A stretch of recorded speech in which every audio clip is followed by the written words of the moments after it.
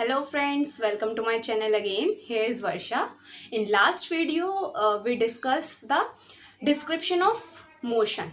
Now, it is the second video of biomechanics in which we can discuss the introduction of forces. So, what is forces and what is the role of forces in biomechanics? So, let's see. सो हम start करते हैं introduction of forces. Introduction of forces से पहले we can understand what is force. In simply we can say और describe as a push और pull of any object. Okay, so in short we can say force is equal to mass into में acceleration. मैं आपको पूरा detail में बताने नहीं जा रही हूँ because we already know what is force. I am just talking about related to biomechanics and kinematics. We know in our body movement is occur, but how can motion is occur and what segment of bone will move and which segment of the bone is fixed. So first of all we have to understand what is force. Okay, जब हम force को समझ लेंगे तब हम उसके बाद अब हम next बात करने जा रहे हैं factor की.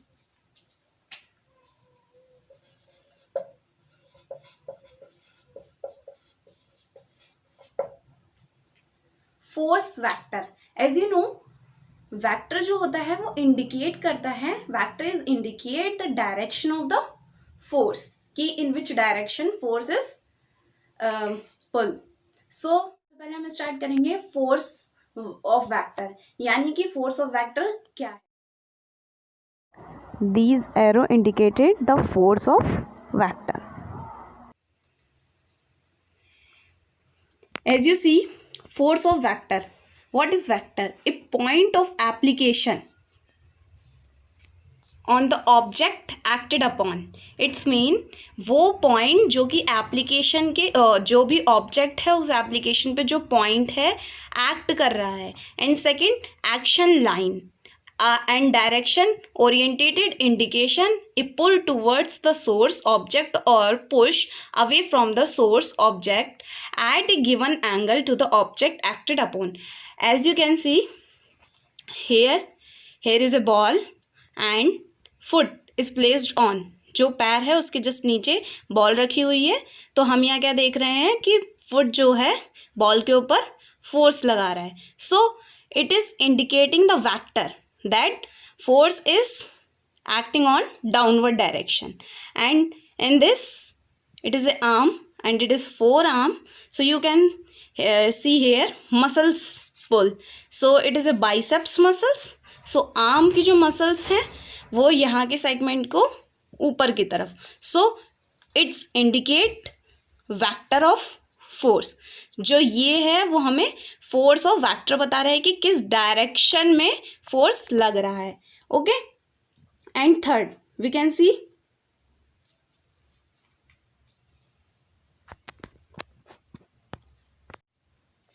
in third point we can see length that represents and may be drawn proportional to its magnitude, the quantity of push or pull. You can see it is a band which is tracked or pulled by a man. So यहाँ आप देख रहे हैं एक आदमी ने इस तरीके से बैंड को ग्रिप किया हुआ है और इसको अपनी तरफ खींच रहा है. So you can see here it's show the vector. So it's mean force is acting upon in this direction and it is the line of action because force is acting on this line. Okay, and fourth point is a length that may be extended. It's mean जो length है हमारी हम उसको अगर extend करते हैं to assess the relation. किसके बीच का relation? Between two or more vectors, जहाँ पर दो या दो से ज़्यादा vectors हो, और to assess the relation of a vector to adjacent objects और ए पॉइंट. और हम किस लिए एक्सटेंड करते हैं रिलेशन को वेक्टर का जो है एडजेसेंट ऑब्जेक्ट्स के साथ या पॉइंट्स के साथ कि क्या रिलेशन है. So we can extend the length for two reasons. Okay, so हमने बात करी फोर्स वेक्टर की. So now we can discuss force of gravity. So Force of gravity. Gravity is one of the most consistent and influential forces that the human body encounters in posture and movement. So force of gravity जो है वो एक बहुत important role play करता है हमारे posture में and movement of the human body. So we can discuss more. So, force of gravity is one of the most important in posture and movement. Okay, so first of all, we can talk about center of mass. It means COM. Center of mass of an object can be approximated by thinking of it as the balance point of the object. You can say that center of mass is the balancing point of any object. Sometimes it is lie within the object and center for symmetrical objects. If object is asymmetrical, so if one part is heavier and one part is lighter, so center of mass is lie near the heavier part. And in cases there is hollow, so center of mass is also lie out of the object. You can see here. तो हम बात कर रहे थे centre of mass की. तो the force of gravity acting on an object, जो भी फोर्स ऑफ ग्रेविटी किसी ऑब्जेक्ट पर अगर वर्क कर रही है is always vertical downward towards the centre of earth. It's always in downward direction. Okay, then line of gravity, LOG.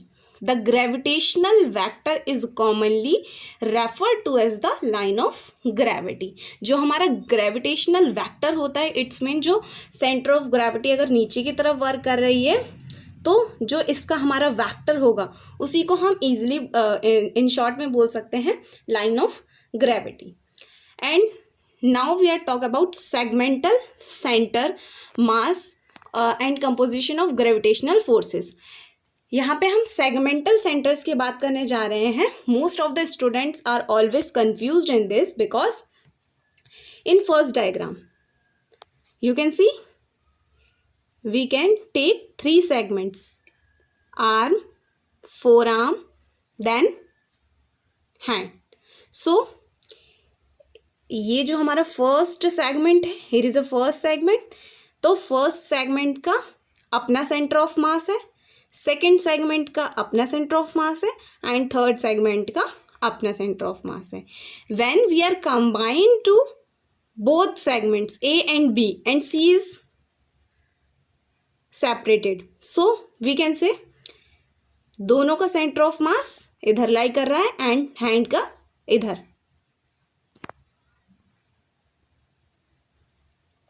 And in C diagram when we can see, here is A, B and C. If all segment are at A1, then center of mass is at here. If change the position of segment, then A segment का यहाँ लाई कर रहा है और B का ये है, तो दोनों का जो रिजल्टेंट है वो यहाँ लाई करेगा. तो जैसे हम बात कर रहे थे सेगमेंटल सेंटर ऑफ मास की, जैसे हमारी आर्म ये एक segment, then forearm is second segment and hand is third segment. So if we are talking about centre of mass, then each segment have its own centre of mass. Okay, arm have own centre of mass, forearm is also and hand is also. When we are talking about 1, 2 and 3 segments particularly, okay, तब तीनों का अलग अलग centre of मास होगा. मगर जब हम combinedly बात करेंगे, ये पूरे इसको हमने एक सेगमेंट माना, देन इसको एक सेगमेंट, तो here is a 2 segment, 1 segment and second segment. तो जब हम इस 2 segment की बात कर रहे हैं तो इसका सेंटर ऑफ मास यहाँ लाई करेगा और इसका अपना सेंटर ऑफ मास होगा. जब हमने सेंटर ऑफ मास के लिए जब हमने पोजीशन अल्टर कर ली, अब तक हमने एक्सटेंशन रखा था एल्बो का, अब हमने फ्लेक्शन कर लिया, तो यहाँ पे क्या हुआ, पोजीशन चेंज हुई, तो इसका सेंटर ऑफ मास यहाँ लाई कर रहा है और इसका यहाँ, तो जो दोनों का होगा उसका रिजल्टेंट बीच में आएगा. तो अब हमने centre of segmental centre of mass की बात करी। अब हम बात करने जा रहे हैं COM यानी कि सेंटर ऑफ मास। सो अब हम बात करने जा रहे हैं सेंटर ऑफ मास की यानी COM की। जो सेंटर ऑफ मास होता है ह्यूमन बॉडी का वो हमारा लाई करता है सैक्रम यानी S2 वर्टिब्रा पर, वो भी anterior side of sacrum. It is a sacrum and it's a anterior part of sacrum. तो यहाँ पर आपका सेंटर ऑफ मास लाई करेगा। जब हम लाइन ऑफ ग्रेविटी की बात करते हैं LOC, यहाँ पे LOG, तो line of gravity projecting from the centre of mass of the body lies perpendicular to the trunk and limb and it's lie between the feet. जो हमारी लाइन ऑफ ग्रेविटी होती है वो हमारे सेंटर ऑफ मास के perpendicular होती है और ये हमारे दोनों लिम्ब्स के बीच में लाई करेगी।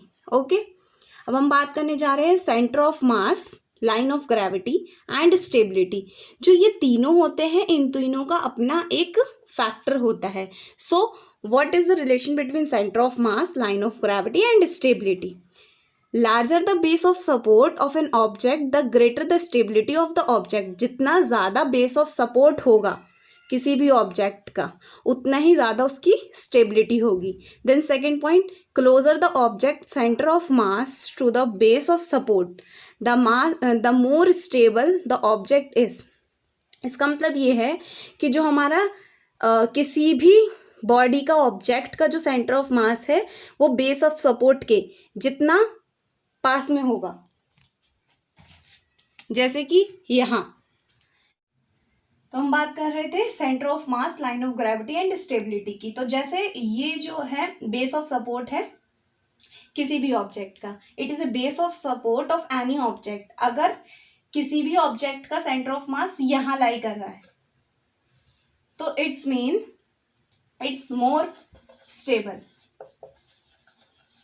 If center of mass of any object lie here, then it's more stable.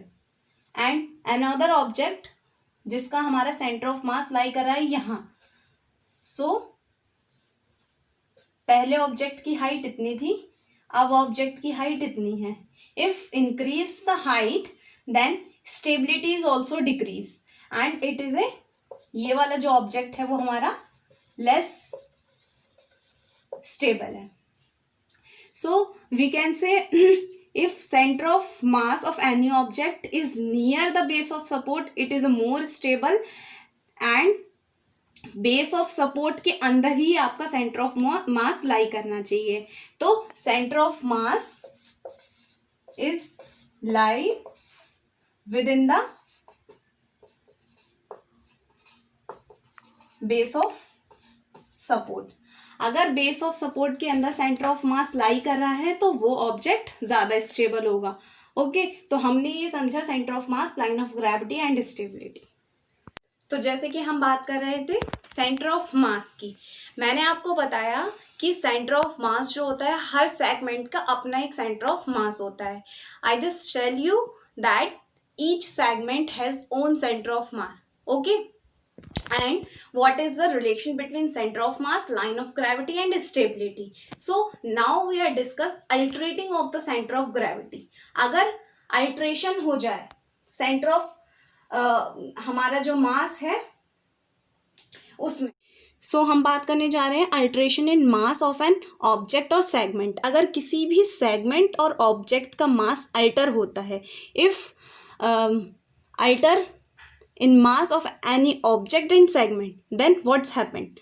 The location of center of mass of an object or the body depends on the distributed not only by rearranging linked segment in space but also by adding or taking away mass.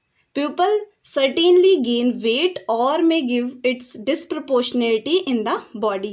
ज़रूरी नहीं है कि centre of mass जो है हमारा वो rearranging से ही link segment से डिस्टर्ब होता है। अगर हमारी बॉडी के अंदर कोई भी वेट ऐड होता है या फिर बाहर निकलता है, इट्स मीन लेस होता है अवे फ्रॉम द बॉडी, तभी भी हमारा अल्ट्रेशन होता है।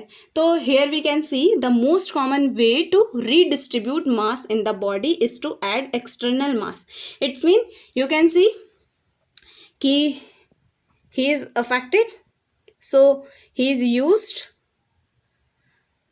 This aids, walking aids. तो जब इसने ये यूज़ किया तो जो सेंटर ऑफ मास है वो लाई करता है यहाँ सेकेंड सैक्रम वर्टिब्रा के एंटीरियर पार्ट में। But when he use this, जब इसने इसको यूज़ किया वॉकिंग एड्स को, तो उसके वजह से क्या हुआ, क्रचेज ऐड करने की वजह से जो सेंटर ऑफ मास है वो हमारा यहाँ पे अल्ट्रेशन हुआ मास, और उसके वजह से वो शिफ्ट हो गया। So we can see centre of mass shifted here. Okay, the addition of the weight of the cast has shifted the centre of mass. जो हमारा सेंटर ऑफ मास है वो इस कास्ट के वजह से, और जो एक क्रचेज इसने यूज़ किया उसके वजह से शिफ्ट हो गया। द एडिशनल जो हमारे ये क्रचेज हैं enlarges the base of support, इसने हमारा बेस ऑफ सपोर्ट इंक्रीज कर दिया। Of the shaded part area, ये जो हमारा शेडेड पार्ट दिखा रहा है between the weight bearing foot and the crutches to improve stability. इसलिए यहाँ पे क्रचेज यूज़ करी जा रही है क्योंकि बॉडी का सेंटर ऑफ मास हमारा अल्टर्ड हुआ, तो बॉडी को बेस ऑफ सपोर्ट इंक्रीज करने की ज़रूरत पड़ेगी क्योंकि यहाँ पे वन लेग है। ओके, सो यहाँ पे क्या हुआ, हमने देखा कि अल्ट्रेशन हुआ मास का, मास में अगर, तो जैसे हमने यहाँ पे देखा कि alteration in mass of an object और सेगमेंट, यहाँ पे ये जो सेगमेंट है इसमें हुआ, तो उसकी वजह से किस तरीके से मास, हमारा सेंटर ऑफ मास रिडिस्ट्रीब्यूट हुआ।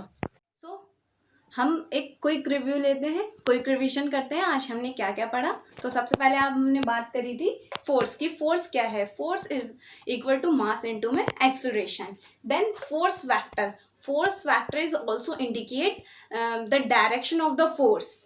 Okay, and third force of gravity. Force of gravity में हमने पढ़ा था centre of mass, line of gravity. तो सेंटर ऑफ मास क्या था हमारा, पूरे होल जो हमारी बॉडी है उसका एक सेंटर पॉइंट जिसपे होल बॉडी का मास हमारा लाई करता है। एंड लाइन ऑफ ग्रेविटी क्या है, हमारे सेंटर ऑफ ग्रेविटी के परपेंडिकुलर होती है, and always it's also called gravitational vector. Okay, and हमने बात करी थी segmental centre of mass and composition of gravitational forces, जिसमें मैंने आपको एग्जांपल बताया था आर्म का, फोर आर्म का एंड हैंड का, जिसमें हमने उसमें पर्टिकुलर ईच सेगमेंट के सेंटर ऑफ मास की बात करी थी। फिर हमने बात करी थी centre of mass of the human body का सेंटर ऑफ मास कहाँ लाई करता है, anterior part of the second sacrum. And then centre of mass, line of gravity and stability, तीनों के बीच में क्या रिलेशन है और तीनों की जो रिलेशन है वो क्या है। Okay, so it's all about my today's lecture. Thank you. If you want I will, so आज का मेरा टॉपिक यहीं फिनिश हुआ। Thank you. Notes is also available in description. If you think my video is informative, so please like and share also. Next video में मिलते हैं इसके आगे के टॉपिक के साथ।